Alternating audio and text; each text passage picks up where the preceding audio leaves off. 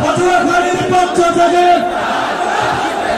Welfare ফাউন্ডেশনের পক্ষ থেকে, বরিশালের পক্ষ থেকে। আজকে আমরা যে টপিকটা নিয়ে আলোচনা করব সেটা হচ্ছে, আমরা যে জীবনে বিপদে পড়ি, আমরা বিপদে পড়লে আমাদেরকে উদ্ধার করে কে? আল্লাহ ছাড়া আমাদের বাঁচানোর কেউ আছে? উদ্ধার করার কেউ আছে?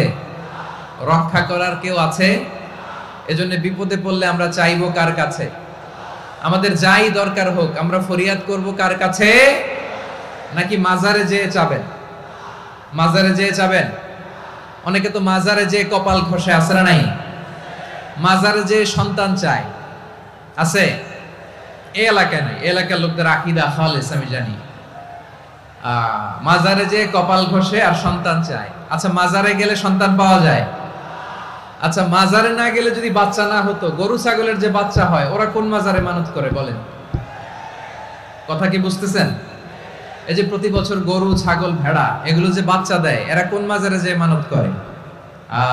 এজন্য চাইতে হবে একজনের কাছে, তিনি কে? আমার প্রিয় পটুয়াখালীবাসী, মাজার জিয়ারত করা সুন্নাহ। আমরা মাজার জিয়ারত করব, আল্লাহ ওয়ালাদের কবরে যাব, আমরা সেখানে যে সালাম দিব, দোয়া করব, নিজের জন্য করব, কবরে শুয়ে থাকা মাইয়েতের জন্য করব, পুরো মুসলিম উম্মার জন্য করব। কিন্তু কবরে যিনি শুয়ে আছে ওই বাবার কাছে সন্তান চাওয়া যাবে? চাকরি চাওয়া যাবে? সফলতা চাওয়া যাবে? সফলতা দেয় কে? সবাই বলেন নাই, আওয়াজ করে বলেন, সফলতা দেওয়ার মালিক কে? এক কথাই রব্বুল আলামিন বলেন, ওয়া ইয়ামসাসকাল্লাহু বিদুররিন ফালা কাশিফা লাহু ইল্লা হু ওয়া ইয়ুরিদকা বিখাইরিন ফালা রাদ্দা লিফাদলি ইউসিবু বিহি মান ইয়াশাউ মিন ইবাদিহি ওয়া হুয়াল গফুরুর রহিম। আল্লাহু আকবার। আল্লাহ বললেন, ওয়া ইয়ামসাসকাল্লাহু বিদুররিন ফালা কাশিফা লাহু ইল্লা হু। আল্লাহ যদি তোমাকে কোনো বিপদ স্পর্শ করায়, আল্লাহ যদি তোমারে কোনো বিপদে ফেলে দেয়, ওই বিপদ থেকে উদ্ধার করার তিনি ছাড়া আর কেউ নাই। জোরে বলেন ঠিক কিনা? তিনি যদি কোনো বিপদে ফেলেন, তিনি ছাড়া বিপদ থেকে উদ্ধার করার কেউ নাই। আর তিনি যদি তোমার প্রতি কোনো অনুগ্রহ করতে চান, ওই অনুগ্রহ ঠেকিয়ে দেওয়ার ক্ষমতাও কারো নাই।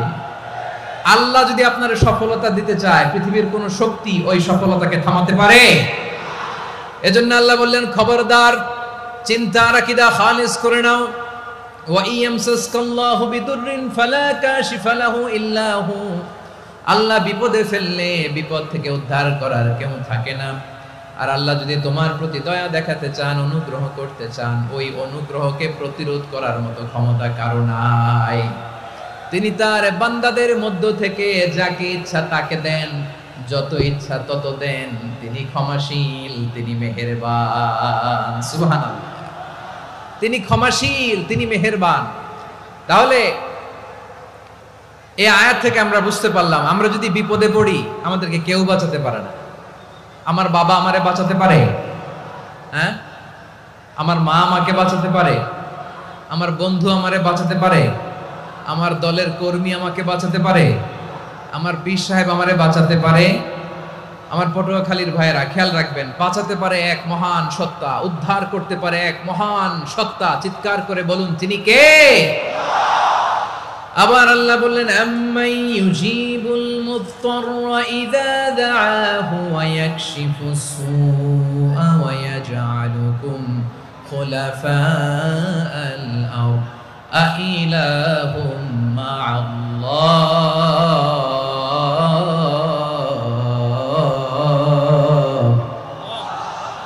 ক্বালিলাম মা তাযাক্কারুন। রব্বুল আলামিন বলেন, বিপদে পড়ে কাতর কণ্ঠে চিন্তাগ্রস্ত হয়ে যখন কেউ ফরিয়াদি হয়ে আল্লাহর ডাকে হাত তোলে, তখন এই ব্যক্তির ডাকে সাড়া দেয় কে? সবাই বলুন। কণ্ঠে বিপন্ন অবস্থায় আপনি যখন কেঁদে কেঁদে হাত তুলে আপনার দুঃখের কথা জানান, আপনি যখন ডাকেন তারে, তখন আপনার ডাকে সাড়া দেয় কে? আল্লাহ বলে, আমি সাড়া দেই।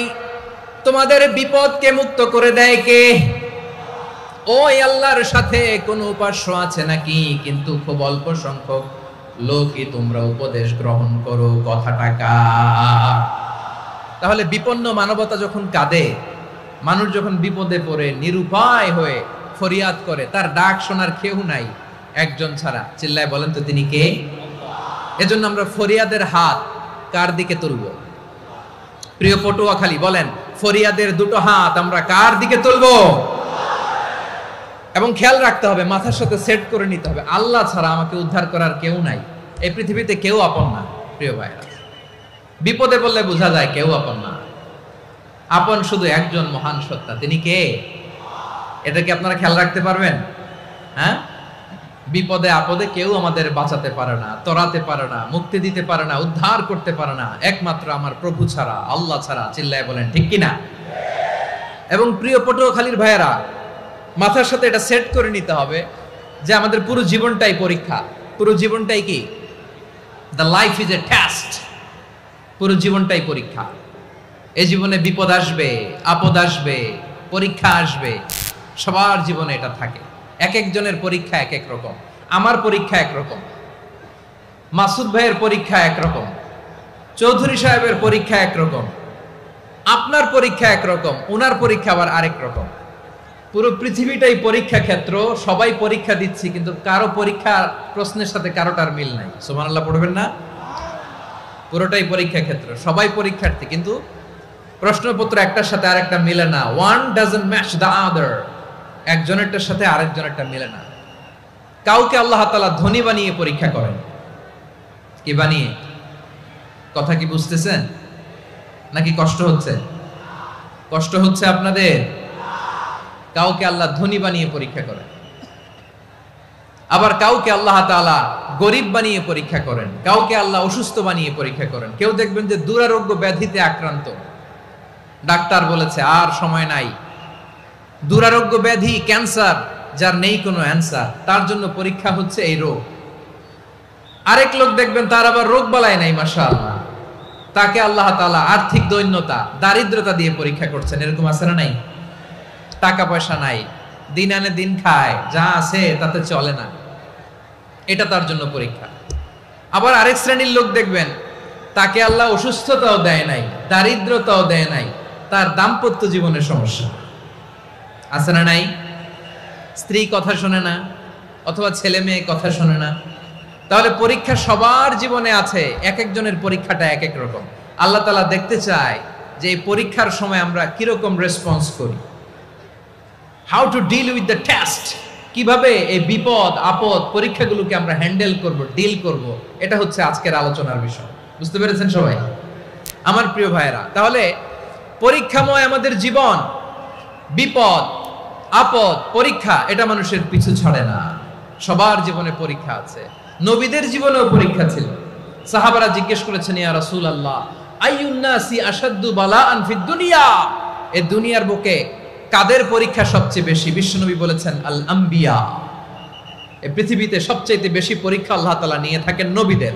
কাদের? নবীদের। সুম্মাল আমসাল ফাল আমসাল, এরপরে নবীদের পরের স্তরে যারা, তাদের পরীক্ষা। এরপরে তাদের পরের স্তরে যারা, তাদের পরীক্ষা। সিদ্দিকিনদের, শুহাদাদের, সলিহিনদের, আল্লাহওয়ালাদের। যার ঈমান যত মজবুত, তার জীবনে পরীক্ষাও তত বেশি। চিল্লায় বলেন ঠিক কিনা? তাহলে মুমিনরা, বিশ্বাসীরা, আমরা কি পরীক্ষা বিপদ আপদে ভয় পাই? হ্যাঁ, বিপদ দেখলে ভয় লাগে আপনাদের? ভয় লাগে?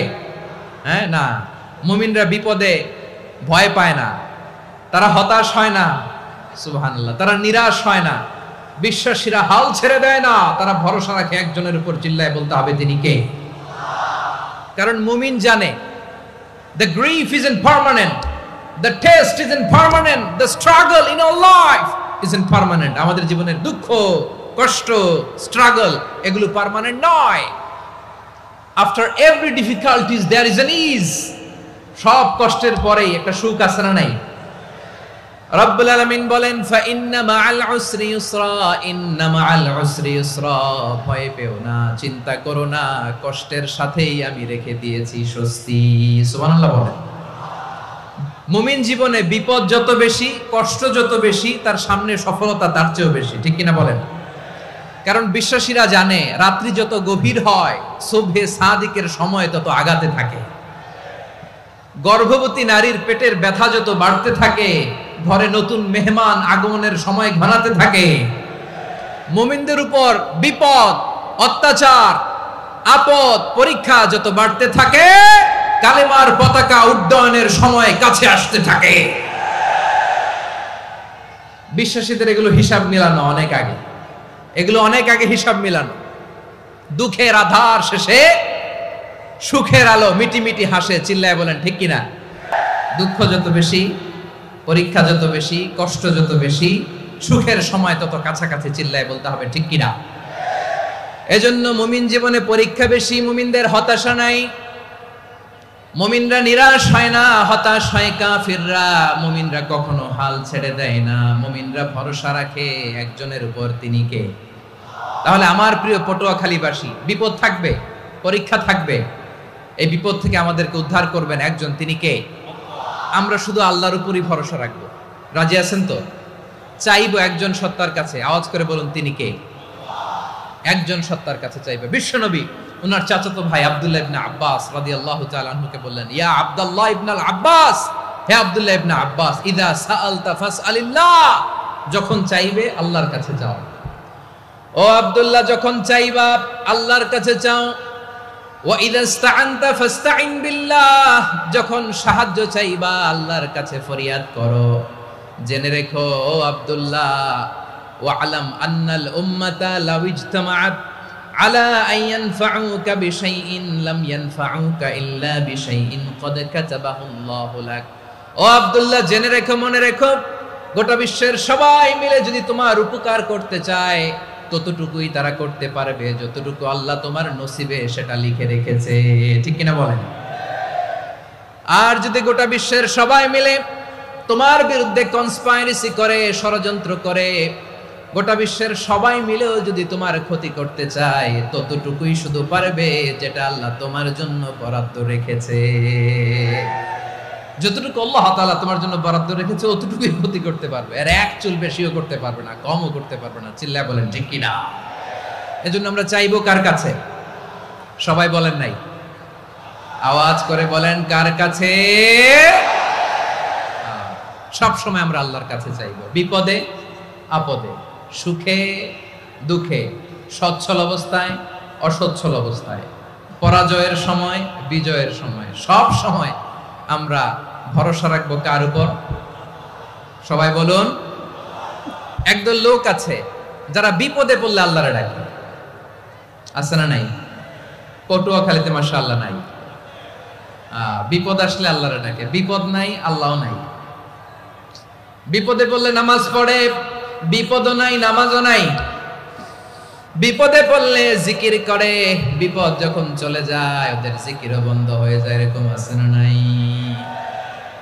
কিছু লোক দেখবেন পরীক্ষা আসলে নামাজ পড়ে, আছে আছে? জেনজি আওয়াজ করো, এরকম আছে? এই কমন পড়ে গেছে, কমন পড়ছে। দেখবেন পরীক্ষার সময় নামাজ পড়ে, পরীক্ষাও নাই নামাজও আছে, এরকম। কিছু লোক আছে অসুস্থ হলে আল্লাহরে বড্ড ভালোবাসে, আল্লাহরে খুব ডাকে। অসুস্থ হইলে অসুস্থতাও নাই, আল্লাহ স্মরণও নাই। দেখবেন কিছু লোক নির্বাচন আসলে খুব আল্লাহওয়ালা হয়ে যায়, তখন দেখবেন মাথার মধ্যে হেজাব লাগায়, পাঞ্জাবি লাগায়, আল্লাহওয়ালা হয়ে যায়। নির্বাচনও নাই, এরপরে আল্লাহর কথাও নাই, আছে না নাই? না, এরকম হওয়া যাবে না। সব সময় আমরা আল্লাহরে ডাকবো, বিপদে আপদে সব সময় ভরসা রাখবো আমরা একজনের উপর। আওয়াজ করে বলেন তিনি কে? এ কথায় আল্লাহ তাআলা আমাদের চোখে আঙ্গুল দিয়ে জানিয়ে দিলেন, ফাইদা রাকিবু ফিল ফুলকি দা'আবুল্লাহ মুখলিসিনা লাহুদ্দিন ফালাম্মা নাজ্জাহুম ইলাল বাররি ইযা হুম ইউশরিকুন। আল্লাহ বলে একদল লোক আছে, তারা যখন নৌযানে চড়ে, জলযানে চড়ে, সাগরের মধ্যে যখন জাহাজে চড়ে, লঞ্চে চড়ে, তারা যখন তুফানের সম্মুখীন হয় তখন তারা আল্লাহরে বড্ড বেশি ডাকে, একান্তভাবে ডাকে, বিশুদ্ধ চিত্তে ডাকে। আবার তুফান থেকে তাদেরকে সেফ জোনে নিয়ে, নিরাপদ জোনে নিয়ে যখন বন্দরে আমি আল্লাহ তাদেরকে ভিড়িয়ে দেই, ওই লোকগুলো আবার আমি আল্লাহর সাথে শিরিক করে। এরকম আছে না নাই? জাহাজে উঠছে, সাগরের মাঝখানে তুফান, ওই সময় দেখবেন আল্লাহ কারে কয়। এই কথা তো আপনাদেরকে বোঝানো সহজ, আপনারা তো নদীর দেশের মানুষ। লঞ্চে চড়েন নাই কারা কারা দেখি? লঞ্চে চড়ছেন? হ্যাঁ, লঞ্চে চড়ে নাই এরকম একজনও নাই এখানে। আচ্ছা, লঞ্চে উঠছেন কে কে দেখি? মাশাআল্লাহ, মাশাআল্লাহ, মাশাআল্লাহ। ঠিক আছে, আপনাদের বোঝানো সহজ। আচ্ছা, লঞ্চে উঠে তুফানের সম্মুখীন হয়েছেন, জলোচ্ছ্বাস সবাই? মাশাআল্লাহ। তো এই ওয়াজ তো আপনাদের মুখস্থ, ঠিক কিনা বলেন? আমার বলার দরকার নাই, বলেন। মাঝ নদী, তুফান, জলোচ্ছ্বাস, জলের মধ্যে উচ্ছ্বাস, ঢেউ, টর্নেডো, সাইক্লোন, মেঘের ঘনঘটা, পরিবেশ ঘুটঘুটে অন্ধকার, লঞ্চ একবার এদিকে আরেকবার ওইদিকে, ভিতরে কি অবস্থা হয় বলেন তো? হ্যাঁ, তখন মুসলিমও আল্লাহর ডাকে, হিন্দু আল্লাহর ডাকে, ঠিক কিনা বলেন? আস্তিক আল্লাহর ডাকে, নাস্তিক আল্লাহর ডাকে, ঠিক কিনা? লঞ্চের ভেতর, স্টিমারের ভেতর কান্নারে রোল পড়ে যায়, চিৎকারের রোল পড়ে যায়, সবার মুখ দিয়ে শুধু একটা আওয়াজ, লা ইলাহা ইল্লাল্লাহ, লা ইলাহা ইল্লাল্লাহ, লা ইলাহা সুবহানাল্লাহ, আলহামদুলিল্লাহ, লা ইলাহা। আল্লাহ নামের জিকির করবে যারা, আল্লাহর কাছে প্রিয় তারা, আল্লাহর কাছে প্রিয় যারা, জান্নাতে প্রবেশ করবে তারা, জোরে লা ইলাহা, লা ইলাহা ইল্লাল্লাহ, লা ইলাহা ইল্লাল্লাহ, মুহাম্মাদুর রাসূলুল্লাহ সাল্লাল্লাহু আলাইহি ওয়াসাল্লাম।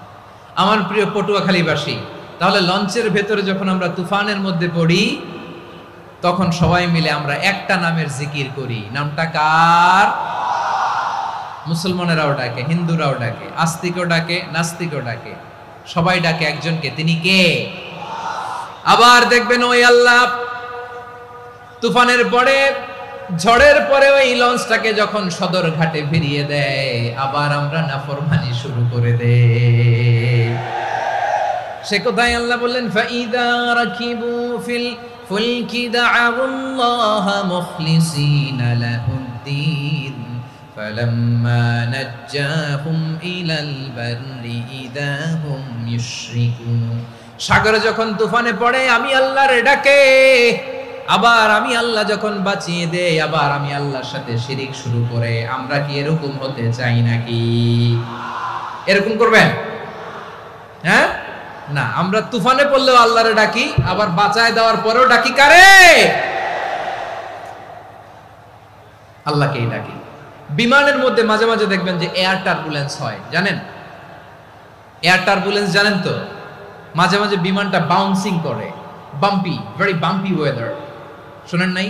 40,000 ফিট উপরে যখন থাকে, তখন পাইলট মাঝে মাঝে বলে, dear passengers, ladies and gentleman, right now we are flying 40,000 feet above the ground and we are passing very air turbulence, very heavy air turbulence right now.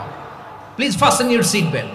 দেখবেন মাঝে মাঝে বলে যে, ভদ্র মহিলা, ভদ্র মহোদয়গণ, আমরা 40,000 ফিট উপর দিয়ে যাচ্ছি আর এয়ার টার্বুলেন্স ফেস করছি, মেহেরবানি করে আল্লাহর হস্তে সিট বেল্ট বাঁধুন। তখন বিমানটা এরকম বাউন্সিং করে, শেকিং করে। আপনারা মুখোমুখি হয়েছেন? ইদানিং এই এয়ার টার্বুলেন্স বেড়ে গিয়েছে। গত বছর আমার ইন্টারন্যাশনাল অনেকগুলো ফ্লাইট ছিল, তো আমি দেখলাম যে আগের ফ্লাইটগুলোর তুলনায় এখন এয়ার টার্বুলেন্স খুব বেশি।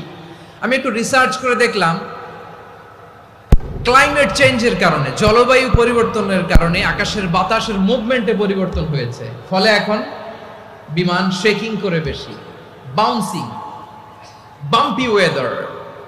তো বলেন তো 40,000 ফিট উপরে যখন আপনি, কয় হাজার ফিট, সবাই বলুন কয় হাজার ফিট, 40,000 ফিট উপরে যখন আপনি, তখন যখন বিমানটা এরকম বাউন্সিং করে, সবাই যখন ভমিটিং করে বিমান নষ্ট করে দেয়, বমি করে, তখন বাঁচানোর কে আছে আল্লাহ ছাড়া?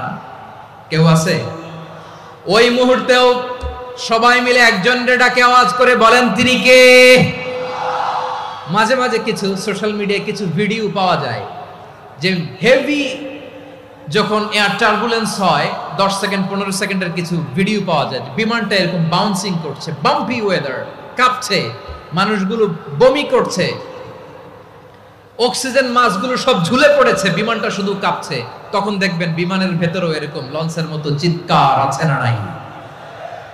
বিমানের ভেতরেও তখন চিৎকার। গত বছর হিথ্রো এয়ারপোর্ট থেকে সিঙ্গাপুর এয়ারলাইন্সের একটা ফ্লাইট, হিথ্রো টু চাঙ্গি, একটা ফ্লাইটে এমন বেশি এয়ার টার্বুলেন্সের শিকার হয়েছিল ওই এয়ারক্রাফটটা, 33 জন যাত্রী সেখানে আহত হয়েছে, একজন যাত্রী নিহত হয়েছে। কেবিন ক্রুজ, এয়ার হোস্টেস যারা আছে, একজনের নাক ফেটে, চোখ ফেটে, কপাল ফেটে, ব্লিডিং হয়ে শয়লা। প্রিয় ভাইয়েরা, ওই 40,000 ফিট উপরে বিমানটা যখন কাঁপবে, তখন আমাদেরকে আল্লাহ ছাড়া আর কেউ বাঁচানোর আছে? এত আস্তে বললে হবে? ওই কঠিন মুহূর্তে আমার বাবা আমারে বাঁচাতে পারে, আমার বন্ধু আমারে বাঁচাতে পারে। এই গ্রাউন্ডে, জমিনের বুকে আমার প্রোটোকল, আমার ক্ষমতা, আমার দাম্ভিকতা কোনো কিছু আমারে বাঁচাতে পারে? একজন ছাড়া, চিল্লায় বলতে হবে তিনি কে? সে আল্লাহ বললেন, গোলাম আমি বিপদের সময় ঠিকই তোমাদের বাঁচিয়ে নেই। ওই বিমানের ভেতরে 40,000 ফিট উপরে যখন তোমরা এয়ার টার্বুলেন্সের শিকার হও, তখন নাস্তিকও আল্লাহরে ডাকে, হিন্দু আল্লাহরে ডাকে, জোরে বলেন ঠিক কিনা? আবার বিমানটা যখন শান্ত হয়ে যায়, একটু পরেই বিমানের স্ক্রিনের মধ্যে হিন্দি সিনেমা খোঁজে। বিমানের স্ক্রিনে কিন্তু বিশাল ওখানে আফলাম ফিল্মের একেবারে বোঝাই করা। বিমানটা শান্ত হলে আবার হিন্দি সিনেমা দেখা শুরু করে। একটু আগে ডাকছিল কারে? দেখবেন বাংলাদেশে আমাদের ক্রিকেটাররা যখন অন্য কোনো দেশের সাথে খেলে, অনেক সময় এমন হয় বল বাকি একটা, রান দরকার 6টা। বল বাকি কয়টা? পটুয়াখালী বুঝে নাই বোধহয়। বল বাকি কয়টা? রান দরকার। আপনি দেখবেন ক্যামেরাম্যান তখন গ্যালারিতে খালি দেখায় দর্শকদের যে কি অস্থিরতা। হিপ হপ স্টাইলের মেয়েটা, যে মেয়েটার ওড়না এতক্ষণ ছিল গলায়, এতক্ষণ কই ছিল, ওই মেয়েটা দেখবেন ওড়নাটা টেনে মাথায় দিয়ে এরকম মুনাজাত ধরতেছে, আল্লাহ আল্লাহ, একটা সক্কা, আল্লাহ আল্লাহ, আমার লাল সবুজের পতাকারে তুমি অপমানিত কইরো না আল্লাহ, ইন্ডিয়ার সাথে আমাদের খেলা আল্লাহ আল্লাহ, একটা সক্কা, একটা। পুরো খেলা জুড়ে এই মেয়ের ওড়না ছিল গলায়, কিন্তু যখন 1 বলে 6 রান দরকার, ওড়না চলে আসছে কোথায়? মাথায়। আবার মুনাজাত আছে না নাই? ঠিকই বাংলাদেশের দামাল ছেলে এমন এক শট মারলো, বল চলে গেল স্টেডিয়ামের বাইরে, ছক্কা, জিতে গেলাম আমরা। পুরো স্টেডিয়াম জুড়ে চিৎকার, হই হুল্লোড়, মৌজ মাস্তি। যেই মেয়েটা মাথার মধ্যে ওড়না দিয়ে এতক্ষণ সুবহানাল্লাহ সুবহানাল্লাহ বলে আল্লাহর কাছে দোয়া করেছে, ওই মেয়ে এখন আবার ওড়না ফেলে দিয়ে নাচা শুরু করে দিয়েছে। তাহলে আল্লাহর ভয়, আল্লাহর প্রতি আস্থা, বিশ্বাস, ভালোবাসা, এটা কি ক্ষণিকের জন্য? মানে আমার যখন লাগবে তখন আল্লাহর ইউজ করবো নাকি? হ্যাঁ, বিপদে আপদে, সুখের সময় দুঃখের সময়, সচ্ছল অসচ্ছল অবস্থায় বিশ্বাসীরা ভরসা রাখে একজনের উপর। চিৎকার করে বলো পটুয়াখালী তিনি কে? সে আল্লাহ বললেন, গোলাম মনে করো না জাহাজ থেকে সদরঘাটে ভিড়িয়ে দিলাম তুমি নিরাপদ হয়ে গেছো, মনে করো না 40,000 ফিট থেকে সেফ ল্যান্ডিং এর পরে এয়ারপোর্টে নেমে গেলেই তুমি নিরাপদ হয়ে গেছো। ও মিয়া, বিপদ কি শুধু সাগরে আর আকাশে? ঘরের বিপদও, ঘরের ভেতরও বিপদ আসতে পারে কি পারে না? এজন্য সূরা মুলক আল্লাহ বললেন আমিনতুম মান ফিস সামাই আন ইয়াখসিফা বিকুমুল আরদা ফাইযা হিয়া তামুর। তোমরা কি ভাবছো তোমরা নিরাপদ? সাগরের মধ্যে তুফান, আল্লাহ আল্লাহ ডাকলাম, সদরঘাটে যেয়ে পড়ছি, বাইসা গেছেন তো আপনি। আর পাবে আপনারে আল্লাহ? আল্লাহরে তো সাগরের মাঝখানে তো আল্লাহ আপনারে পাইছিল, আর তো পাবে না। আর পাবে আপনারে? আর আল্লাহ ধরতে পারবে আপনারে? ঘরের ভেতরও বিপদ দিয়ে আটকাতে পারে কে? 5 স্টার 7 স্টার হোটেলের ভেতরও আমাকে বিপদের মধ্যে ফেলে দিতে পারেন কে? আল্লাহ বললেন তোমরা কি ভেবেছো তোমরা নিরাপদ? আমি চাইলে ল্যান্ডস্লাইডস, ভূমি ধস দিয়ে 1 লক্ষ এক মুহূর্তে নিয়ে যেতে পারি। এক সুনামি দিয়ে থাপ্পড় মেরে 3 লক্ষ সাগরের ভেতরে ঢুকায় দিতে পারি। 1 সেকেন্ডও লাগে না আমার। أم أمنتم من في السماء أن يرسل عليكم حاصبا فستعلمون كيف نذير। আল্লাহ চাইলে আকাশ থেকে পাথর বৃষ্টি নাজিল করতে পারেন কি পারেন না? এই মুহূর্তে এখানে ভূমিকম্প দিতে পারেন কি পারেন না? আচ্ছা, ভূমিকম্প যখন হয় আমাদের কারো হুঁশ থাকে? আপনি মনে করছেন আমরা সাধারণ মানুষ, আমরা দৌড় দেই, আর প্রেসিডেন্ট প্রধানমন্ত্রী ওনারা বুঝি খাটে শুয়ে থাকে? কথা বুঝে নাই বোধহয়। ভূমিকম্প, আর্থকোয়েক যদি হয়, বাঁচার জন্য আমরা কি করি? হয় খাটের তলায়, ডাইনিং টেবিলের নিচে, উপরে শক্ত কিছু আছে এটার নিচে, অথবা ঘর থুইয়া দেও দৌড়। তো প্রধানমন্ত্রী উনি কি করে? প্রেসিডেন্ট উনি কি করে? হ্যাঁ, উনি খাটের মধ্যে যে শুয়ে থাকে নাকি? উনিও দৌড়, সাধারণ মানুষও দৌড়, প্রধানমন্ত্রীও দৌড়, বাড়িওয়ালাও দৌড়, ভাড়াটিয়াও দৌড়, সবাই দৌড়। নাকি ভাড়াটিয়ারা বাড়ি থুইয়া দৌড়, বাড়িওয়ালারা আর বেরোয় না? এরকম না। তাহলে যে কোনো মুহূর্তে ভূমিকম্প দিয়ে নাস্তানাবুদ করতে পারে কে? আমার প্রিয় ভাইয়েরা, আমরা নিরাপদ নই, আমরা তার দয়ায় বেঁচে আছি। কার দয়ায়? এজন্য আল্লাহ বললেন গোলাম, যে কোনো মুহূর্তে বিপদ দিয়ে তোমাদেরকে নাস্তানাবুদ করতে পারি। বিশ্বাসী বলে যদি নিজেকে দাবি করো, সব সময় ডাকতে হবে একজন সত্তাকে। বলেন তিনি কে? এই কথা ক্লিয়ার? এই সবগুলো উদাহরণ শেষে সবার কাছে ক্লিয়ার হয়েছে না যে বিপদ থেকে, আপদ থেকে, পরীক্ষা থেকে, ক্যালামিটি থেকে আমাদেরকে কেউ বাঁচাতে পারে না একজন সত্তা ছাড়া। আবারও বলেন তো তিনি কে? ক্লিয়ার? হ্যাঁ, সবাই বুঝতে পারছেন? আচ্ছা, এবার আমরা দেখি বিষ্ণু ঈসা ইসলামের জীবনে বিপদ আপদ ছিল কিনা। উনি বিপদ আসলে কিভাবে ডিল করতেন, বিপদ আসলে কোন দোয়া পড়তে হয়, কিভাবে ফরিয়াদের হাত উত্তোলন করতে হয়, কিভাবে রবের দরবারে নতজানু হয়ে ফরিয়াদ করতে হয়, এটা জানার দরকার আছে না নাই? আসুন আমরা বিশ্বনবীর জীবনী থেকে দেখি বিপদ আসলে উনি কি করতেন। বিপদ আসলেই প্রথমে বিশ্বনবী সাল্লাল্লাহু আলাইহি ওয়াসাল্লাম একটা দোয়া পড়তেন। কি পড়তেন? তিনি পড়তেন ইন্না লিল্লাহি ওয়া ইন্না ইলাইহি রাজিউন। নিশ্চয় আমরা আল্লাহর জন্য, নিশ্চয় আমরা কার দিকে ফিরবো ভাই? আবার কার দিকে ফিরবো? আওয়াজ করে বলুন তো, আমরা এসেছি কার কাছ থেকে, আবারও ফিরে যাব কার কাছে? এজন্য বিষ্ণুই পড়ছেন ইন্না লিল্লাহি ওয়া ইন্না ইলাইহি রাজিউন। নিশ্চয় আল্লাহর জন্য, ওই আল্লাহর দিকেই আমরা ফিরে যাব। তারপরে বিশ্বনবী পড়তেন আল্লাহুম্মা আজুরনি ফি মুসিবাতি ওয়াখলুফ লি খায়রাম মিনহা। একসাথে প্রথমে পড়তেন ইন্না লিল্লাহি ওয়া ইন্না ইলাইহি রাজিউন, তারপর পরে পড়তেন আল্লাহুম্মা আজুরনি ফি মুসিবাতি ওয়াখলুফ লি খায়রাম মিনহা। মানে আল্লাহ, এই যে আমি বিপদে ধৈর্য ধারণ করলাম, এটার সব তুমি আমারে দাও, আর যেটা হারালাম এর চেয়ে ভালো কিছু দিয়ে মেকআপ করে দিও, ভালো কিছু দিয়ে বদল করে দিও। সুবহানাল্লাহ পড়েন। তাহলে বিপদ আসলে আমরা কি পড়ব? কথা বলেন। এই যে আমি শুয়েছিলাম, নাশিদ গাচ্ছিল ওরা, এদেশে পরস্পরে দেখা হলে দেয় সালাম, এদেশে আমজনতার হৃদয় জুড়ে পাকালাম, এদেশে বিপদ এলে সর্বজনে সর্বক্ষণে দোয়া পড়ে ইন্না লিল্লাহ। কি পড়ে? সুবহানাল্লাহ সুবহানাল্লাহ সুবহানাল্লাহ সুবহানাল্লাহ। এদেশে আজান শুনে সূর্য ওঠে শহর গ্রামে, এদেশে আজান শুনে সূর্য ডুবে সন্ধ্যা নামে, এদেশে সকল কাজে সবাই বলে বিসমিল্লাহ, এদেশে ভালো কিছু দেখে শুনে হাসি মুখে সবাই বলে মাশাআল্লাহ। সুবহানাল্লাহ পড়েন। তাহলে বিপদ এলে আমরা কি পড়ি? কথা বুঝলে সবাই উত্তর দিতে হবে। বিপদ এলে কি পড়ি? তাহলে বিপদ এলেই আমরা এখন থেকে ইন্না লিল্লাহ পড়বো, নাকি হাই হুতাশ করবেন? একদল আছে হাই হুতাশ করে, হায় আল্লাহ রে মোর কি হইল রে, মুই কি হরমু রে, মুই কমবে জামু রে, আছে না নাই? এরকম বিলাপ করতে নিষেধ করেছেন বিশ্বনবী। কি করব, কই যাব, কি হবে, হায় হায়, এরকম হাহুতাশ আছে না নাই? বিশ্বাসীরা হাহুতাশ করে না, তারা ইন্না লিল্লাহ পড়ে। কি পড়ে মনে থাকবে? আমরা পড়বো ইন্না লিল্লাহি ওয়া ইন্না ইলাইহি রাজিউন। নিশ্চয়ই আমরা আল্লাহর জন্য, আমরা আল্লাহর দিকেই ফিরে যাব। এরপর পড়বো আল্লাহুম্মা আজুরনি ফি মুসিবাতি ওয়া খলুফ লি খায়রাম মিনহা। আল্লাহ, আমি যে বিপদে ধৈর্য ধারণ করলাম এটার সওয়াব দিও, আর যা হারালাম তার চেয়ে ভালো কিছু দিয়ে বদল করে দিও। সুবহানাল্লাহ পড়েন। বিশ্বনবীর হাদিস শুনলেন উম্মে সালামা রাদিয়াল্লাহু তাআলা আনহা।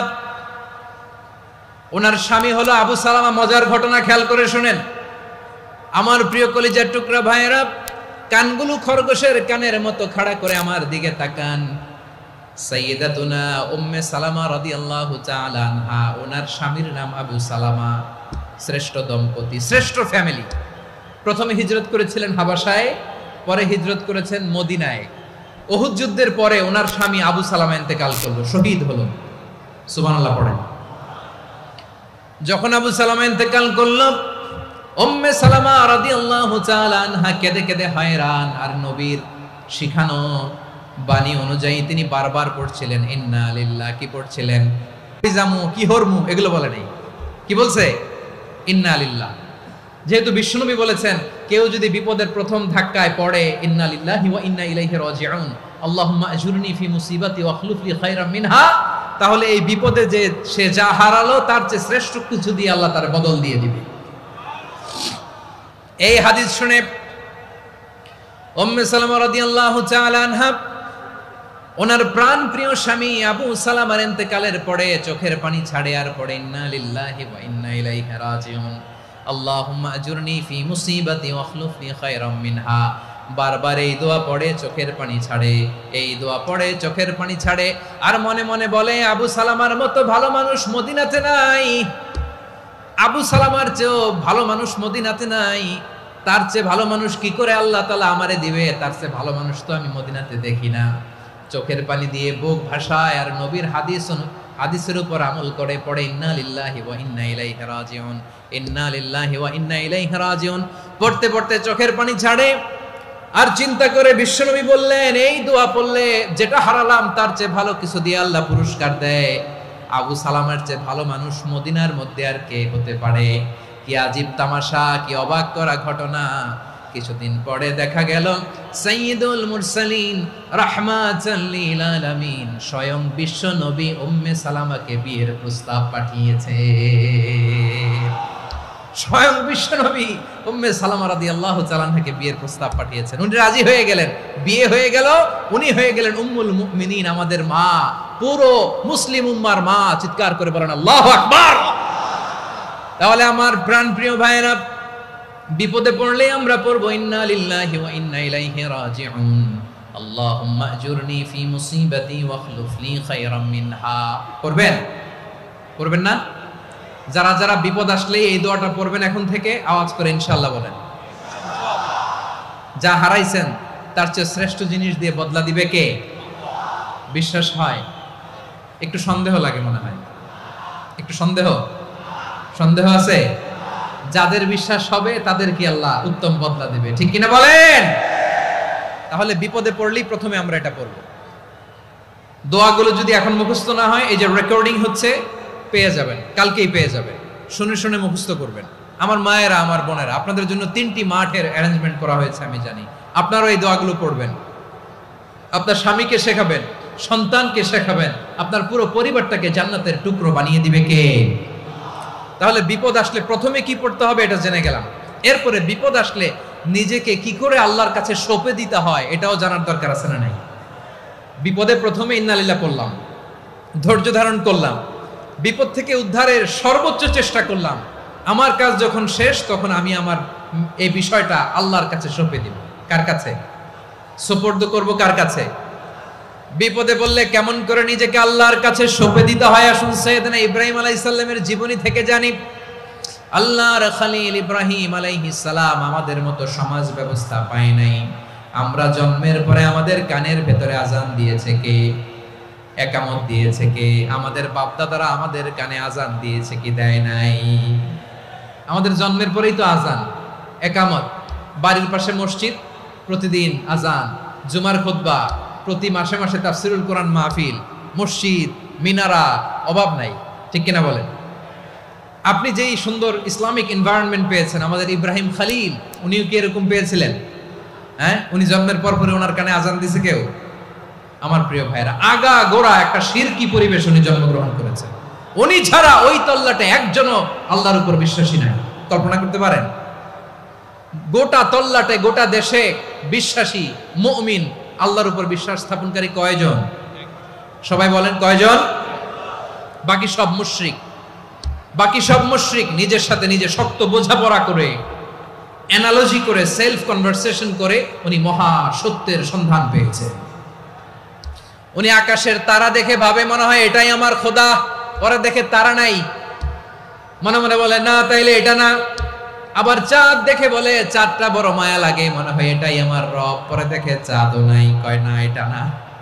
এরপরে দ্বীপ প্রহরের জলজলে সূর্যটা খা খা করে গোটা পৃথিবীটারে রৌদ্র দিয়ে তাতিয়ে রাখে। তিনি ভাবলেন মনে হয় এটাই আমার রব, কারণ এটাই তো সবচেয়ে বড়। কিন্তু বিকেল বেলা ওই সূর্যটাও যখন চলে যায়, সাইয়েদনা ইব্রাহিম বলে না এটাও তো নাই। আমার খোদা যদি আমারে ছেড়ে চলে যায়, বিপদে পড়লে আমারে উদ্ধার করবে কে? এভাবে নিজের সাথে অ্যানালজি, সেলফ কনভারসেশন করতে করতে করতে তিনি মহা সত্যের সন্ধান পেয়েছেন। সুবহানাল্লাহ পড়েন। সব শেষে তিনি ডিসিশন নিয়ে ঘোষণা দিলেন, ইন্নী ওয়াজ্জাহাতু ওয়াজহিয়া লিল্লাযী ফাতারাস সামাওয়াতি ওয়াল আরদা হানিফান ওয়া মা আনা মিনাল মুশরিকিন। নিশ্চয় আমি এমন সত্তার দিকে মনোনিবেশ করলাম, মুখাপেক্ষী হলাম, যিনি আকাশ বানিয়েছেন, জমিন বানিয়েছেন, আমি মুশরিক নই। সুবহানাল্লাহ। পারতেন? আপনি পারতেন? কেউ নাই, লক্ষ লক্ষ মুশরিক, আপনি একা। ওনার মতো এরকম বিচক্ষণতা দিয়ে আল্লাহরে খুঁজে পাইতে পারতেন আপনি? কি নবী ছিল, আল্লাহকে খুঁজে পেয়েছে। যখন আল্লাহর ইবাদত শুরু করলো, এই কথা ছড়ায় পড়লো চারদিকে। নমরুদ সাইয়েদনা ইব্রাহিমকে ডেকে পাঠালেন। নমরুদ বলে, ইব্রাহিম তুমি নাকি মূর্তির পূজা না করে কোন নতুন রবের ইবাদত করো, কে তোমার রব? সাইয়েদনা ইব্রাহিম বললেন, রব্বি আল্লাযী ইউহয়ী ওয়া ইউমীত, আমি এমন রবের ইবাদত করি যিনি জীবন দেন, যিনি মৃত্যু দেন। নমরুদ বলে, তাই নাকি? তোমার রব জীবন দেয়, মৃত্যু দেয়? আর এটা তো আমি দেই, আমিও তো জীবন দেই, আমিও তো মৃত্যু দেই। সাইয়েদনা ইব্রাহিম বললেন, কেমন করে তুমি জীবন দাও, মৃত্যু দাও, একটু দেখাও তো। নমরুদ জেলখানা থেকে দুজন কয়েদিকে ডেকে আনলো। কয়েদি এনে অর্ডার করলো, একটাকে এখনই শিরোচ্ছেদ, হেড অফ, ডেথ পেনাল্টি, মৃত্যুদণ্ড দেয়া হলো। ফিনকি দিয়ে রক্ত বেরোলো। নমরুদ বলে, দেখো দুজনকে ধরে আনলাম, একজন কয়েদিকে দিলাম ডেথ পেনাল্টি, মৃত্যুদণ্ড, ওরে মৃত্যু দিলাম। আরেকজন যে দাঁড়িয়ে আছে, চাইলে ওরেও আমি মৃত্যুদণ্ড দিতে পারি, কিন্তু না, ওরে আমি দিব না, ওরে আমি বাঁচাইয়া দিলাম, ছেড়ে দিলাম, মানে জীবন দিলাম। দেখো ইব্রাহিম, তোমার চোখের সামনে একজনরে মৃত্যু দিলাম, আরেকজনরে জীবন দিলাম। আপাত দৃষ্টিতে তাই তো, একজনরে তো জীবন দিল, আরেকজনরে মৃত্যু দিল। সাইয়েদনা ইব্রাহিম এবার বিপাকে পড়ে গেলেন। কিন্তু এক একজন নবীকে আল্লাহ এমন উইজডম, বিচক্ষণতা দিয়ে এই জমিনে পাঠিয়েছেন। মুহূর্তের মধ্যে আল্লাহর খলিল ইব্রাহিম বললেন, ফাইন্নাল্লাহা ইয়াতি বিশ-শামসি মিনাল মাশরিকি ফাতি বিহা মিনাল মাগরিব ফাবুহিতাল্লাযী কাফার। আল্লাহর খলিল ইব্রাহিম বললেন, নমরুদ বুঝলাম তুমি জীবন দাও, মৃত্যু দাও, দেখলাম, কিন্তু আমার রব, আমার আল্লাহ প্রতিদিন সকালবেলা উষা লগ্নে ওই পূর্ব দিগন্ত থেকে সূর্যটাকে উদিত করেন, সাঁঝের বেলা, বিকেল বেলা, কুথুরি লগ্নে, সন্ধ্যা বেলা ওই দ্বিপ্রহরের জল জলে সূর্যটাকে পশ্চিম দিগন্তে ডুবিয়ে দেন। মানে সকালবেলা পূর্ব দিক থেকে উদিত করা সূর্যটাকে পশ্চিম দিকে বিকেলে তিনি ডুবিয়ে দেন। তুমি যদি পারো ওই সূর্যটাকে পশ্চিম দিক থেকে উদিত করে পূর্ব দিকে ডুবিয়ে দাও। সুবহানাল্লাহ পড়বেন না? দেখেন, ইনস্ট্যান্ট ইন্টেলেক্ট, মুহূর্তে বিচক্ষণতা, উইজডম কাকে বলে? নমরুদ পারবে? নমরুদের বাপ পারবে? ওর দাদা, ওর 14 গোষ্ঠী, গোটা বিশ্বের সব ক্ষমতাধর রাষ্ট্রনায়করা একসাথে হলে পারবে? ফাবুহিতাল্লাযী কাফার, পারে নাই, ব্যর্থ হয়েছে। এবার তেলে বেগুনে জ্বলে উঠেছে, রেগে মেগে আগুন বলে ফালকুহু ফিল জাহিম। ওর সাথে তর্ক নাই, না পেরে এবার এটারে আগুনে ফেলা। বিশাল বিশাল গাছ কেটে লাকড়ি এনে আগুনের কুণ্ডলি বানানো হলো, দাও দাও দাও দাও করে আগুন জ্বলে। আল্লাহর খলিল ইব্রাহিমকে আগুনে নিক্ষেপ করা হবে। আল্লাহর খলিল সাইয়েদনা ইব্রাহিমের হাতের মধ্যে রশি দিয়ে টাইট করে বাঁধা হলো, পায়ের মধ্যেও টাইট করে রশি দিয়ে বাঁধা হলো। আল্লাহর খলিল ইব্রাহিমকে আগুনের কুণ্ডলির মধ্যে ফেলা হবে। ওমিয়া, আপনি যে বিপদের কারণে ভয় পান, হতাশ হন, এটা কোনো বিপদ ওনার বিপদের সামনে? পটুয়াখালী আওয়াজ করে বলুন, সাইয়েদনা খলিল ইব্রাহিমের বিপদের সামনে আমাদের বিপদগুলো কোনো বিপদ? এটা কোনো বিপদই না, এটা কোনো বিপদই না।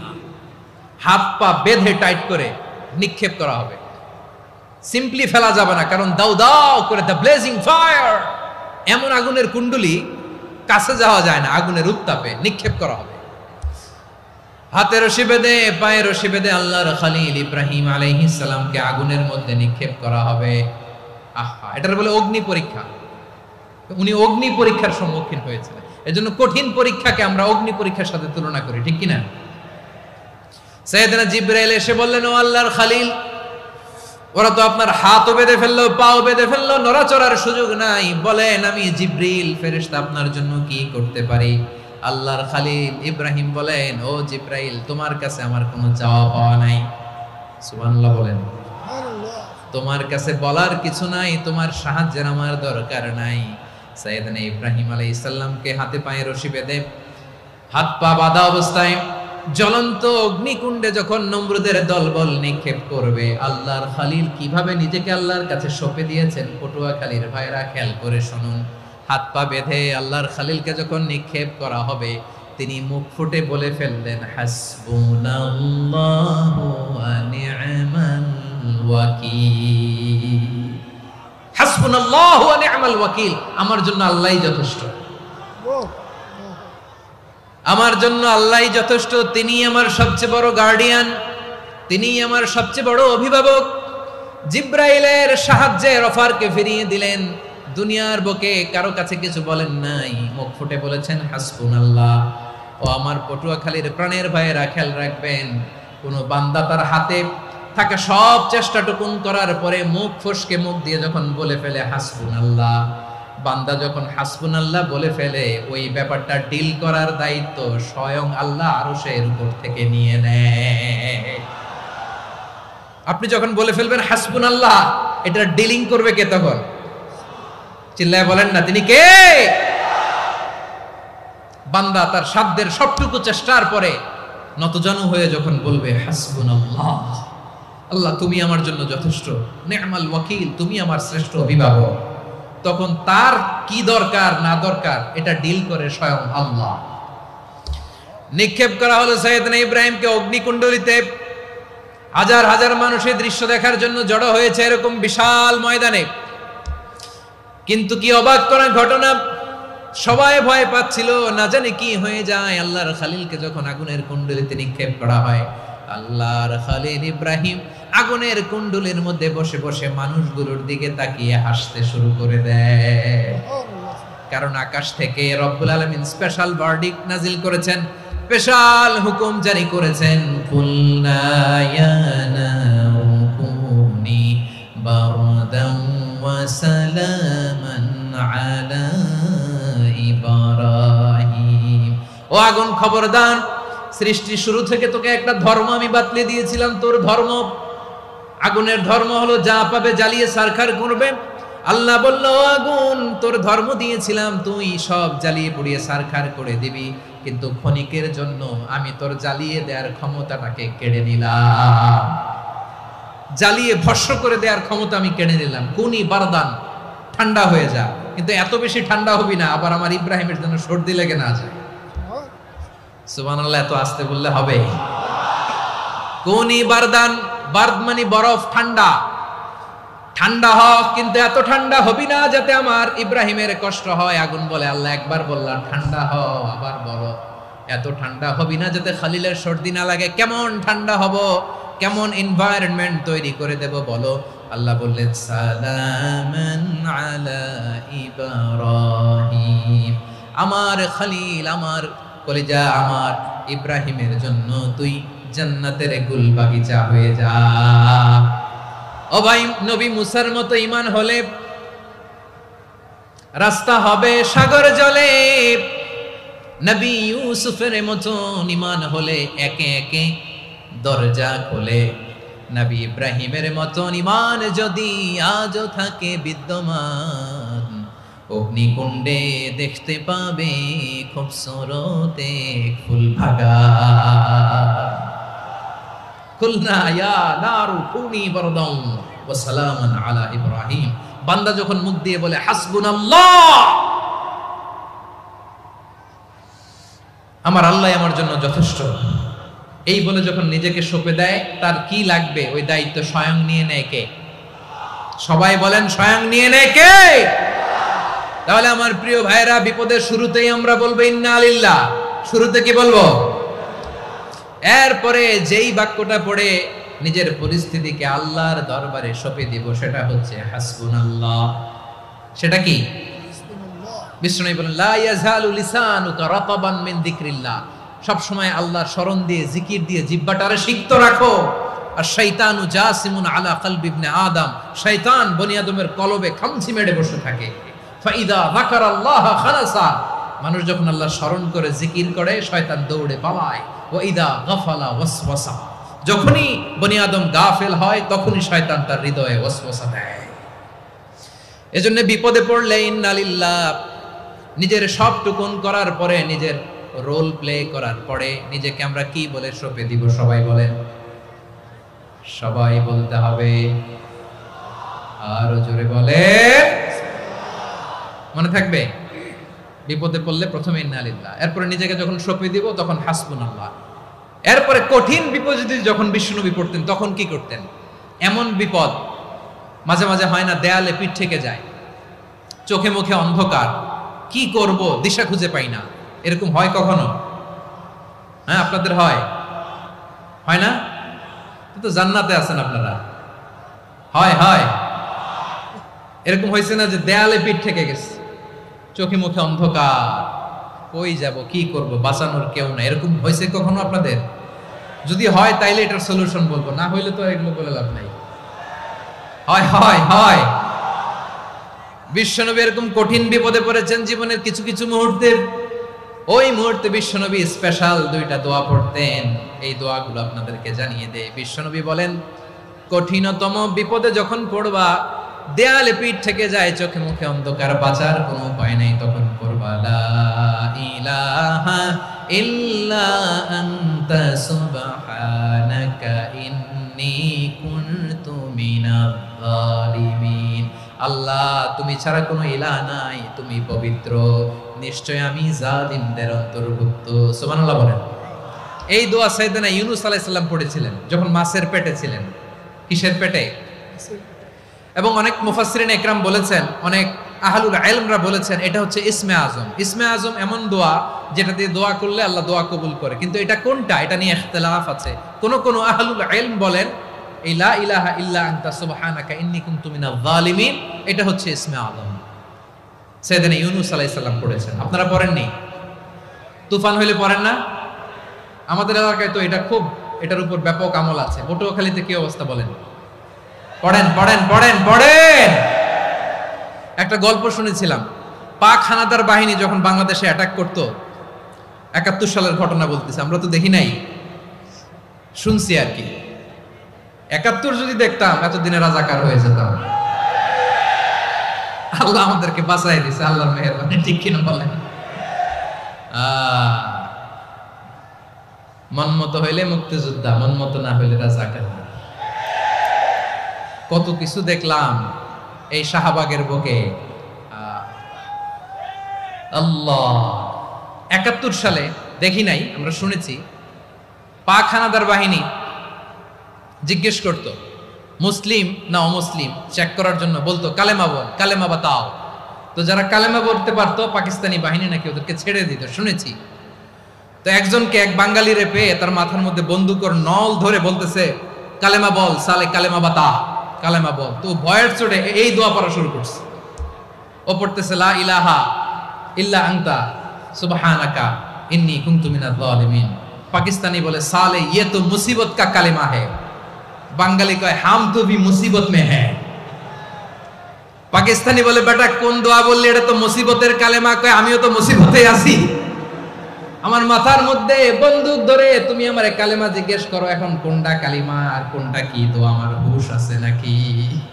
প্রিয় ভাইরা, আসলে এটা দোয়াউল মুসিবা, বিপদে পড়লে এ দোয়া পড়তে হয়। লা ইলাহা ইল্লা আনতা সুবহানাকা ইন্নী কুনতু মিনাজ জালিমিন। এটা পড়বেন আপনারা। এই দোয়া পড়ে সাইয়েদনা ইউনূস আলাইহিস সালাম মাছের পেট থেকে রক্ষা পেয়েছিলেন। রক্ষা করেছিল কে? তুমি ইউনূস নবীরে যখন খাইলো মাছেতে গিলিয়া, ফেরেশতা পাঠাইয়া দিলে ইসমে আজম দিয়া। প্রাণে ছিল যাহার ভয় সেথা পাইল আশ্রয়, প্রাণে ছিল যাহার ভয় সেথা পাইল আশ্রয়। মাছের পেট হতে সে যে পেল পরিত্রাণ। আল্লাহু আল্লাহু তুমি জাল্লে জালালুহু, শেষ করা তো যায় না গে তোমার গুণগান। আল্লাহু আল্লাহু সুবহানাল্লাহ পড়ে। লা ইলাহা ইল্লা আনতা সুবহানাকা ইন্নী কুনতু মিনাজ জালিমিন। বিশ্বনবী বললেন দেয়ালে পিঠ থেকে গেলে, চোখে মুখে অন্ধকার, বাঁচার কোনো উপায় নাই, তখন এই দোয়াটা পড়তে হবে। এই দোয়া পড়ে আল্লাহর কাছে ফরিয়াদ করলে বিপদ মুক্ত করবেন কে? কেন এই দোয়াটা আল্লাহর কাছে বড্ড প্রিয় জানেন আমার ভাইয়েরা? কারণ এই দোয়ার মধ্যে 3টা জিনিস আছে। আমি যেরকম আঙ্গুল উঁচু করেছি এরকম করেন তো। 3টা। কয়টা? 3টা। 1 নম্বরে হচ্ছে তাওহীদ, 2 নম্বরে তাসবিহ, 3 নম্বরে তাকরীর। আই রিপিট, আবারও বলছি, 1 নম্বরে তাওহীদ, 2 নম্বরে তাসবিহ, 3 নম্বরে তাকরীর। এই দোয়াটা আল্লাহর কাছে এত পছন্দনীয় কারণ এই দোয়ার প্রথম অংশে আছে তাওহীদ, আল্লাহর একত্ববাদের ঘোষণা। লা ইলাহা ইল্লা আনতা, ও আল্লাহ আপনি ছাড়া কোনো ইলাহ নাই, উপাস্য নাই। এই কথা বললে আল্লাহ বড় খুশি হয়ে যায়। সুবহানাল্লাহ পড়েন।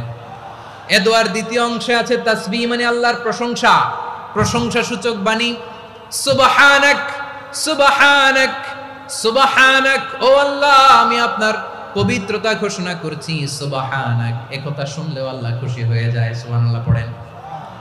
এই দোয়ার তৃতীয় অংশে আছে তাকরীর। তাকরীর মানে পাপের স্বীকৃতি। তাকরীর মানে কি? তাকরীর মানে পাপের স্বীকৃতি। এই দোয়ার তৃতীয় অংশে আছে ইন্নী কুনতু মিনাল জালিমিন, ও আল্লাহ আমি জালিমদের অন্তর্ভুক্ত। আল্লাহ আল্লাহ আমি জালেম, আল্লাহ আমি ভুল করেছি, অন্যায় করেছি, আল্লাহ আমি জালেমদের অন্তর্ভুক্ত। এই পাপের স্বীকৃতি, অ্যাকনোলেজমেন্ট আল্লাহ বড্ড পছন্দ করে। যখন আল্লাহর কাছে আপনি ছোট হবেন, ছোট হতে হতে যত ছোট হবেন ওই দৃশ্যটা দেখতে আল্লাহ বড্ড পছন্দ করে। সুবহানাল্লাহ বলেন।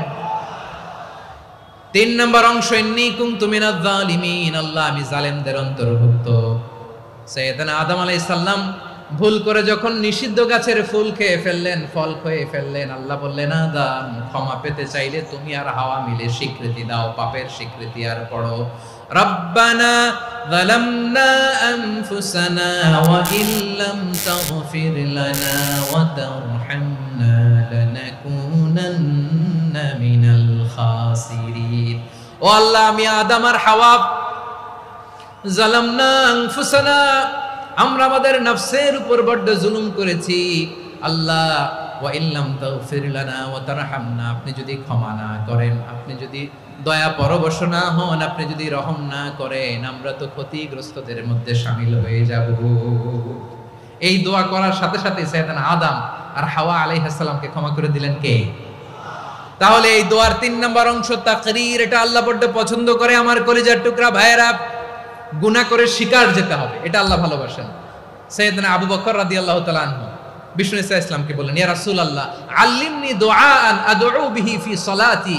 নবী হে, আপনি আমার এমন একটা স্পেশাল দোয়া শিখায়া দেন যে দোয়াটা আমি নামাজে পড়ব। নবী বললেন, তাহলে তুমি পড়ো, আল্লাহুম্মা ইন্নী যালামতু নাফসি যুলমান কাসীরান ওয়া লা ইয়াগফিরুয যুনুবা ইল্লা আনতা ফাগফিরলি মাগফিরাতাম মিন ইনদিকা ওয়ারহামনি ইন্নাকা আনতাল গফুরুর রহিম। সুবহানাল্লাহ। সালাম ফিরানোর আগে পড়েন, কথা কয় না, পড়েন পড়েন।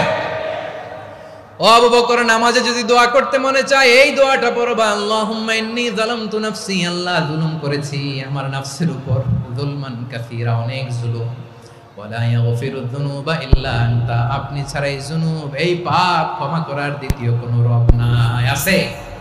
আল্লাহ ছাড়া আমাদের গুনাহ আর কে কে ক্ষমা করতে পারে বলেন তো? কে পারে? কে? এজন্য আল্লাহরে বলবেন, আল্লাহ আমি ছাড়া তোমার গোলামের অভাব নাই, ও আমার রব আমি ছাড়া এই জমিনের বুকে তোমার গোলামের অভাব নাই, কিন্তু তুমি ছাড়া তো আমার দ্বিতীয় কোনো রব নাই। পারবেন বলতে?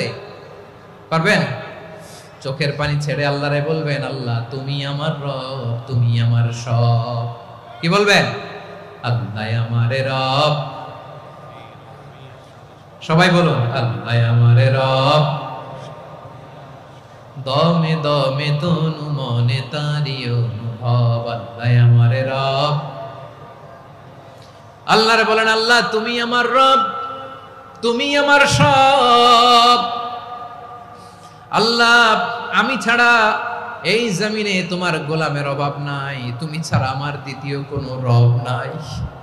এ কথা বলে চোখের পানি ছেড়ে আল্লাহরে স্বীকৃতি দেন, আল্লাহ আমি পাপী, আল্লাহ জামিনে আমার চেয়ে বড় পাপী আর কেউ নাই। ওযু করে সিজদায় লুটিয়ে পড়ে চোখের পানি ছেড়ে আল্লাহরে পাপের স্বীকৃতি দেন, আল্লাহ এমন কোন জুলুম নাই, গুনাহ নাই আমি করি নাই, সগীরা কবিরা, জেনে না জেনে, ইচ্ছায় অনিচ্ছায়, শিরকি বেদাতি সব গুনাহ করেছি। আল্লাহ আকাশের নিচে জমিনের উপরে আমার চেয়ে বড় গুনাহগার আর কেউ নাই।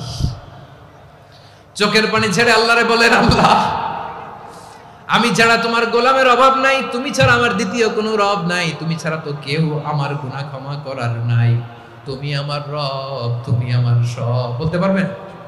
এই তাকরীর আমার পটুয়াখালীর ভাইরা, এই স্বীকৃতিটা দেখতে আল্লাহ বড্ড ভালোবাসে, কারণ আমরা সবাই গুনাহগার, আমরা সবাই কি? বিশ্বনবী বলেন, কুল্লুকুম খাত্তাউন, আ বানি আদম তোমরা সবাই পাপী। সবাই কি? সবাই পাপী। আমরা সবাই পাপী, আপন পাপের বাটখারা দিয়ে অন্যের পাপ মাপি। আমরা যে পাপী এটা ভাবতে মনে চায় না কারো, খালি অন্যের পাপ দেখি আমরা, এটা ভুল। ওর এই পাপ, ও পাপী, ও জালেম, ও জাহান্নামী, এরকম একটা টেন্ডেন্সি। আমার যে কি হালাত এটার খেয়াল নাই। খেয়াল করতে হবে যে আমি সবচেয়ে বড় পাপী, ঠিক কিনা বলেন? পাপ করি নাই এমন কেউ আছি? হ্যাঁ আছি, আছি। কেউ না জানলেও জানে কে আমার পাপের ঘটনা? পৃথিবী না জানুক আমি তো জানি, আমি কি পাপ করেছি হায়। ও আমার কলিজার টুকরা ভাইরা, মাথাটাকে নিচু করে জীবনের সব গুনার ফিরিস্তিগুলো একটা একটা করে স্বীকার করে আল্লাহরে বলেন, আল্লাহ আমি পাপী, আল্লাহ আমার চেয়ে বড় পাপী এই দুনিয়াতে কেউ নাই, আকাশের নিচে জমিনের উপরে আমার চেয়ে বড় পাপী কেউ নাই।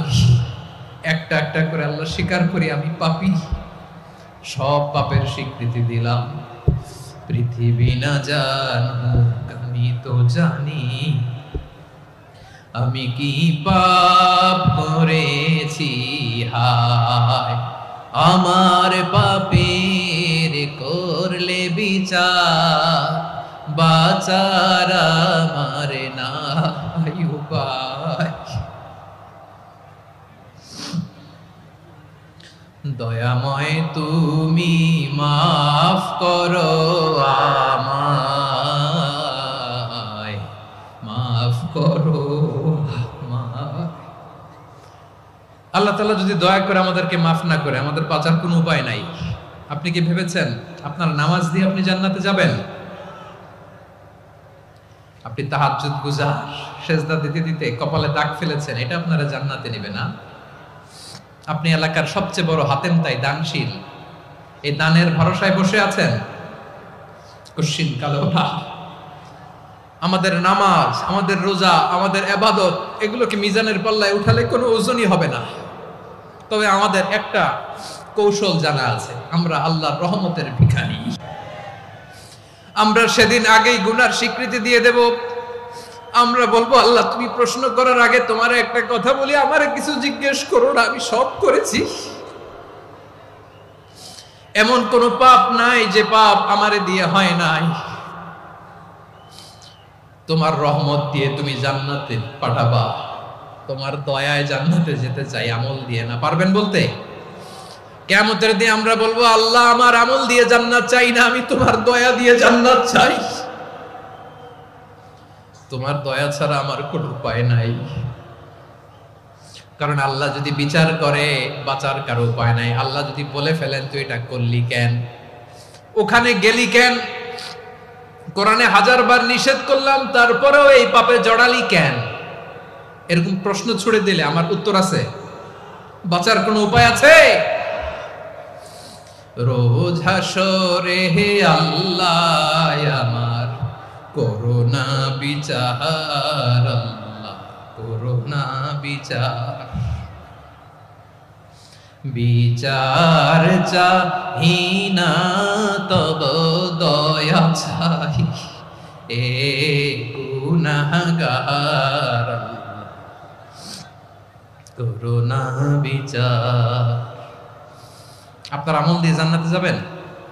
কি দিয়ে যাবেন? আল্লাহর দয়া দিয়ে। আল্লাহর রহম আর দয়া ছাড়া কেউ জান্নাতের চেহারাও দেখতে পাবে না। আমার প্রিয় ভাইরা, এই দোয়া আল্লাহর কাছে পছন্দনীয় হওয়ার কারণ তিনটা। দোয়ার প্রথম অংশে আছে তাওহীদ, আল্লাহর একত্ববাদের ঘোষণা। এই দোয়ার দ্বিতীয় অংশ আছে তাসবিহ, আল্লাহর প্রশংসা সূচক বাণী। এই দোয়ার 3 নাম্বার অংশ পাপের স্বীকৃতি। তাহলে আমরা সবাই গুনাহগার। আমরা আল্লাহর কাছে পাপের স্বীকৃতি দিয়ে বলবো, ও আল্লাহ ইন্নী কুনতু মিনাজ জালিমিন, আমরা জুলুম করেছি, পাপ করেছি, অন্যায় করেছি, আল্লাহ বুঝতে পারি নাই। শয়তানের ওয়াসওয়াসায় পড়ে, বন্ধুর পাল্লায় পড়ে, নফসের খায়েশ মিটাতে যে আল্লাহ করে ফেলেছি। তুমি গুনাহ না মাফ না করলে আমাদের গুনাহ মাফ করার দ্বিতীয় কেউ নাই। ঠিক কিনা বলেন? এভাবে অনুতপ্ত হয়ে যদি আল্লাহর কাছে দোয়া করেন, দেয়ালে পিঠ থেকে গেছে, কোনো রাস্তা নাই বের হওয়ার, ওই মুহূর্তেও আপনাকে বিপদ থেকে উদ্ধার করবে কে?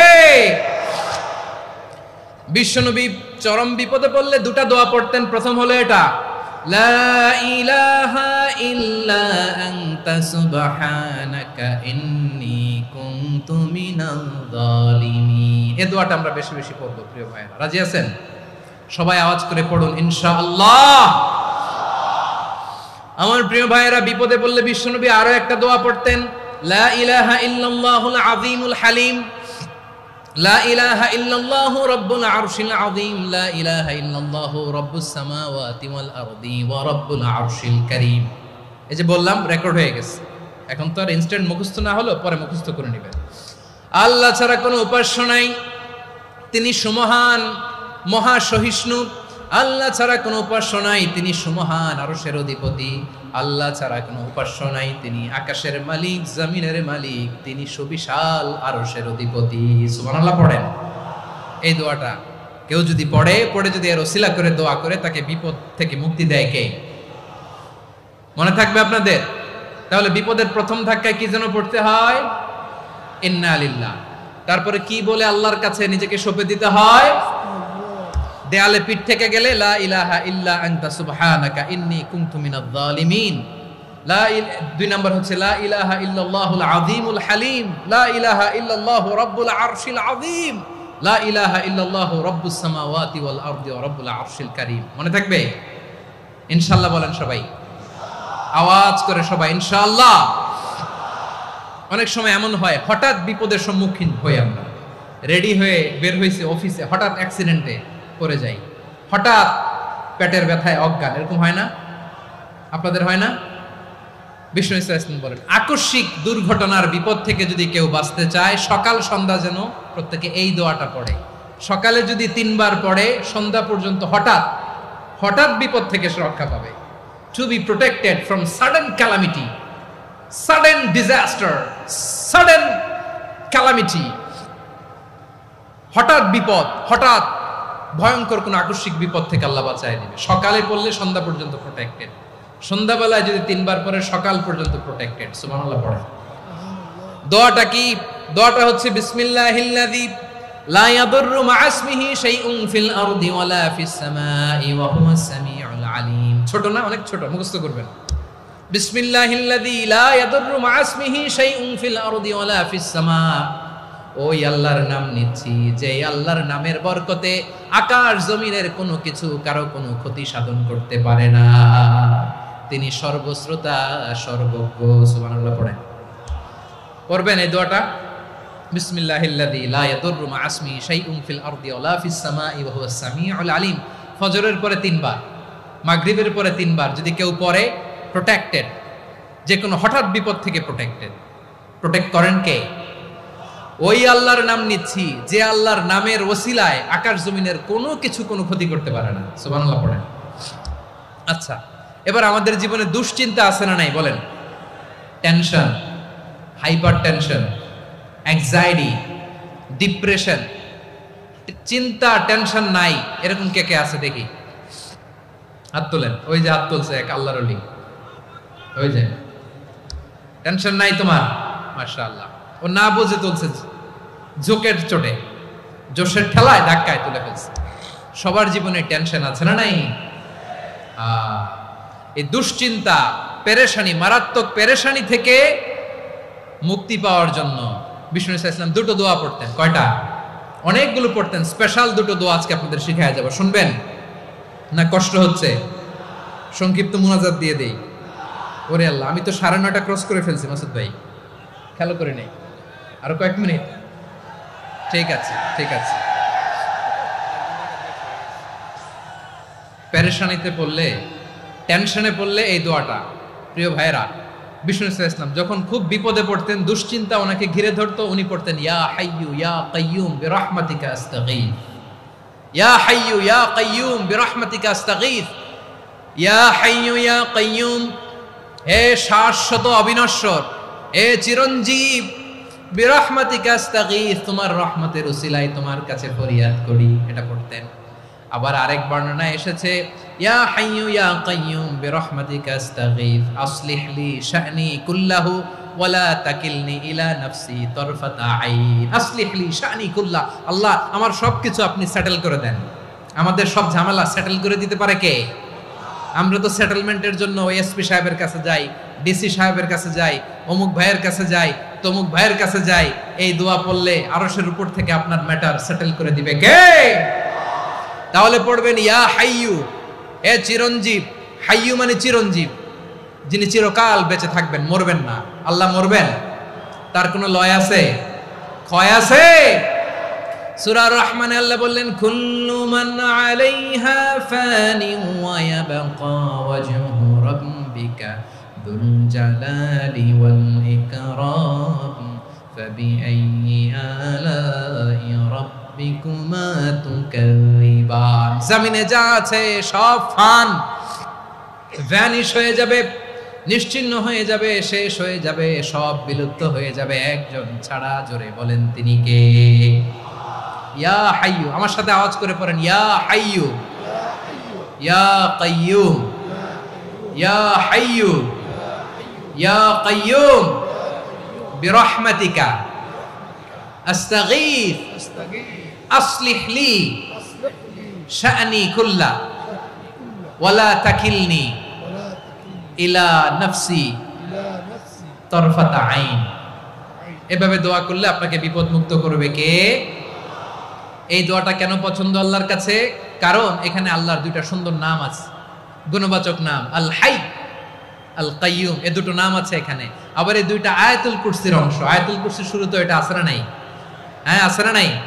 3 নাম্বার কারণ এটা ইসমে আজম। কোন দোয়াটা ইসমে আজম? যে দোয়া ওসিলায় দোয়া করলে আল্লাহ দোয়া ফেরায় না। অনেকগুলো মত আছে, সবচেয়ে ভ্যালিড মত হচ্ছে এটা, ইয়া হাইয়ু ইয়া কাইয়ুম। এর ওসিলা দিয়ে দোয়া করলে দোয়া কবুল করে কে? 2 নম্বরে বিশ্বনবী মারাত্মক বিপদে পড়লে আরেকটা দোয়া পড়তেন, আল্লাহুম্মা ইন্নী আবদুক। আগে দোয়াটা পড়ি, শুনেন। আল্লাহুম্মা ইন্নী আবদুক ওয়া ইবনু আবদিক ওয়া ইবনু আমাতিক নাসিয়াতি বিয়াদিক মাদিন ফিয়া হুকমুক আদলুন ফিয়া কাদাউক আসআলুকা বিকুল্লি ইসমিন হুয়া লাক সাম্মাইতা বিহি নাফসাক আও আনসালতাহু ফি কিতাবিক আও আল্লামতাহু আহাদাম মিন খালকিক আও ইস্তা'সারতা বিহি ফি ইলমিল গায়বি ইনদাক আন তাজআলাল কুরআনা রাবিআ কলবি ওয়া নূরা সাদরি ওয়া জালাআ হুজনি ওয়া যাহাবা হাম্মি। সুবহানাল্লাহ পড়েন। বিষ্ণু বলতেন আল্লাহুম্মা ইন্নী আবদুক, ও আল্লাহ আমি আপনার গোলাম, ওয়াবনু আবদিক গোলামের ঘরের গোলাম, ওয়াবনু আমাতিক বাদির ঘরের গোলাম। মানে আল্লাহ আমি আপনার গোলাম, আমার বাবা আব্দুল্লাহ ছিল আপনার গোলাম, আমার মা আমিনা ছিল আপনার বাদী। মানে আমরা গোলাম বংশের সব গোলাম। নিজেরে এর চেয়ে আর ছোট করে আল্লাহর কাছে উপস্থাপন করা যায় আমার ভাইরা? কথা কি বুঝতেছেন? নিজেকে এর চাইতে ছোট, নগণ্য আর তুচ্ছ করে আল্লাহর সাথে প্রেজেন্ট করা যায়?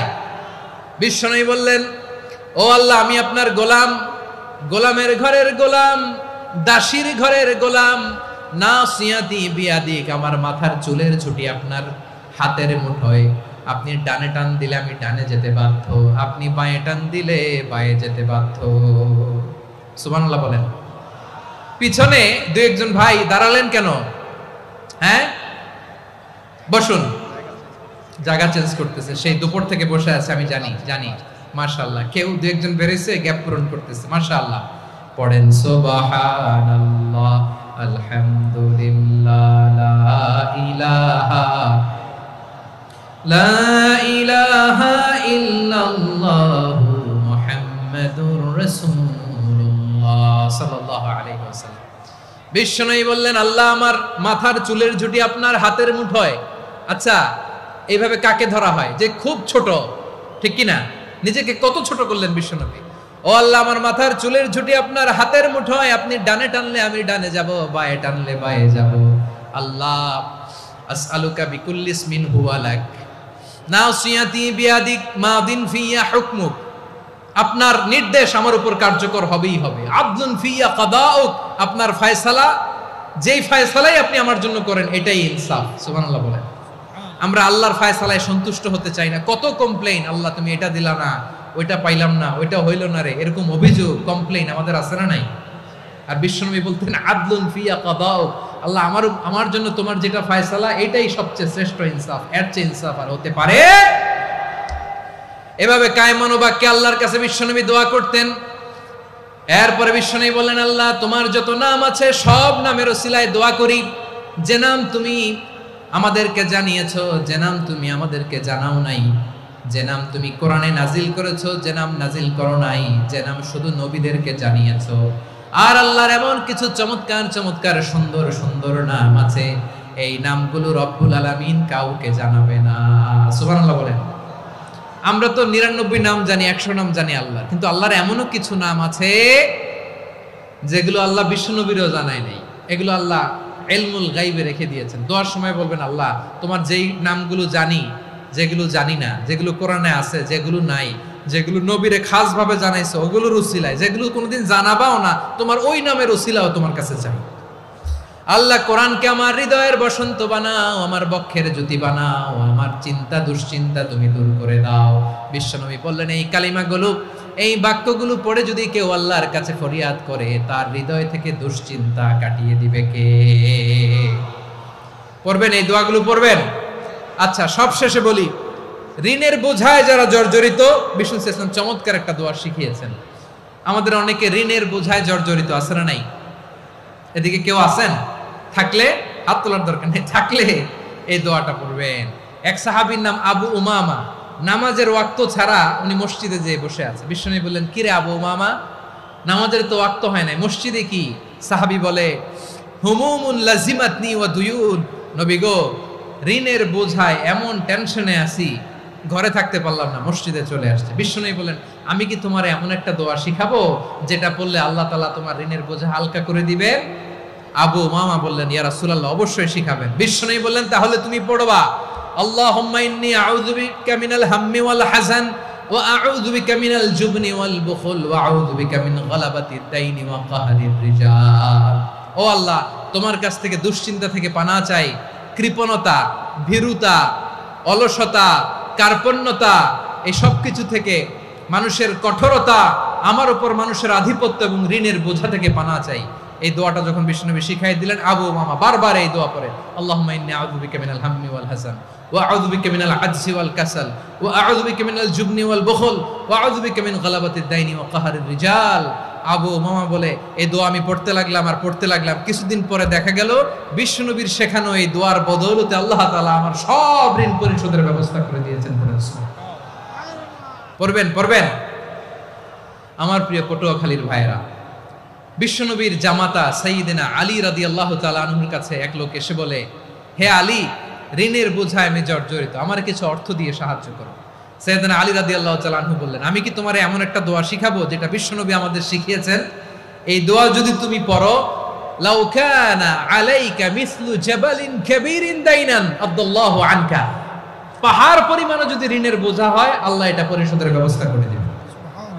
ছোট্ট একটা দোয়া বিশ্বনবী শিখালেন, বললেন তুমি পড়বা, আল্লাহুম্মা কফিনি বিহালালিকা আন হারামিকা ওয়া আগনিনি বিফাদলিকা আম্মান সিওয়াক।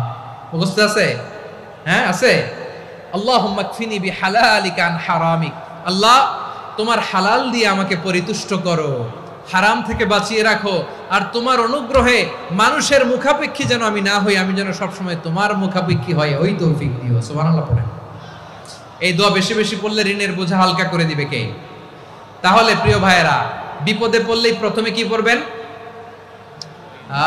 পটুয়াখালী ভুইলা গেছে। বিপদে পড়লেই প্রথমে ইন্না লিল্লাহ কি বলে নিজেকে আল্লাহর কাছে সঁপে দিতে হয়? হাসবুনাল্লাহ। চরম বিপদে দেয়ালে পিঠ থেকে গেছে, তখন লা ইলাহা ইল্লা আনতা সুবহানাকা ইন্নী কুনতু মিনাজ জালিমিন। এরপরে লা ইলাহা ইল্লাল্লাহুল আযীমুল হালিম, এই দোয়া। আকস্মিক বিপদ, হঠাৎ যেন কোনো বিপদ আমাকে পেয়ে না বসে, এটার জন্য বিসমিল্লাহিল্লাযী লা ইয়াদুররু মা ইসমিহি শাইউন ফিল আরদি ওয়ালা ফিস সামাই ওয়া হুয়াস সামিউল আলিম। সকালে 3 বার, রাতে 3 বার। আর মারাত্মক tension, hyper tension, anxiety, depression থেকে বাঁচার জন্য 2 দোয়া, ইয়া হাইয়্যু ইয়া কাইয়্যুম, ইয়া হাইয়্যু ইয়া কাইয়্যুম, মনে থাকবে? আর আল্লাহুম্মা ইন্নী আবদুক, এই দোয়া। ঋণ থেকে বাঁচার জন্য 2 দোয়া, আল্লাহুম্মা ইন্নী আউযু বিকা মিনাল হাম্মি ওয়াল হাযান, এটা। আর আল্লাহুম্মা কফিনি বিহালালিকা আন হারামিকা ওয়া আগনিনি বিফাদলিকা আম্মান সিওয়াক। আর সব সময় পড়ার জন্য একটা আমল দিয়ে যাই, উঠতে বসতে, অফিসে যাচ্ছেন, অফিস থেকে ফিরতেছেন, বসে আছেন, শুয়ে আছেন, ছোট্ট এক শব্দে আমরা যেন বেশি বেশি পড়ি আস্তাগফিরুল্লাহ। আওয়াজ করে আমার সাথে পড়ুন, আস্তাগফিরুল্লাহ। আবার পড়ুন, আস্তাগফিরুল্লাহ।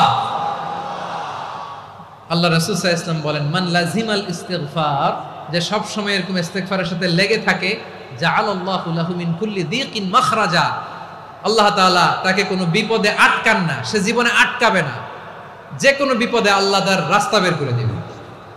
Way out, you will get a way out and solution. সুবহানাল্লাহ। ওয়া মিন কুল্লি হাম্মিন ফারাজা, দুশ্চিন্তা মুক্ত হবে। ওয়ারযুকহু মিন হাইসু লা ইয়াহতাসিব, এমন জায়গা থেকে আল্লাহ রিজিকের বন্দোবস্ত করবে যেটা সে কল্পনাও করে নাই। আওয়াজ করে পড়েন সুবহানাল্লাহ। তাহলে মনে থাকবে আস্তাগফিরুল্লাহর কথা।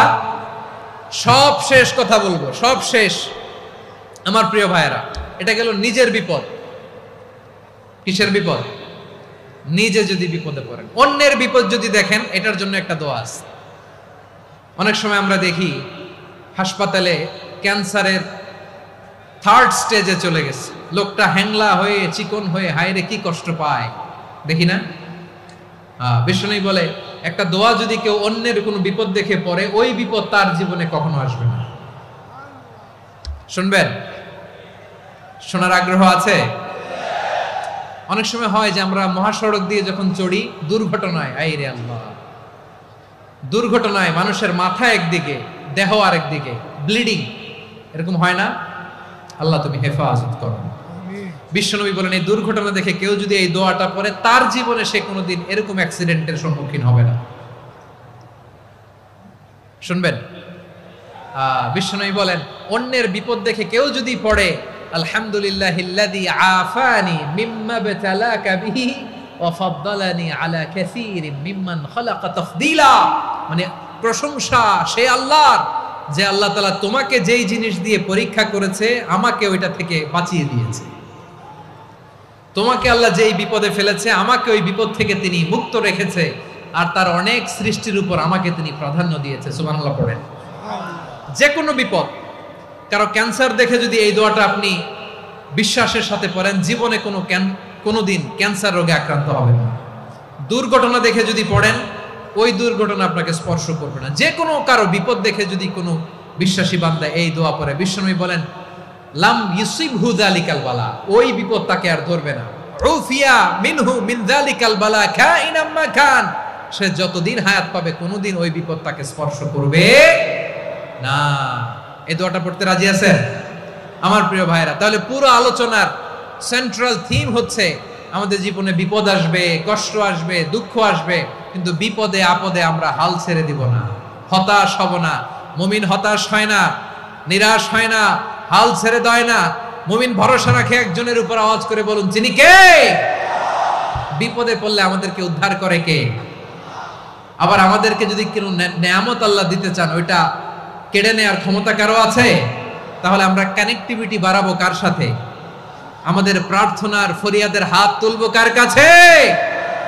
রাজি আছেন পটুয়াখালীর ভাইয়েরা? মনে থাকবে কথাগুলো? আল্লাহ তাআলা আমাদের সবাইকে কথাগুলো বোঝার ও আমল করার তৌফিক দান করুন।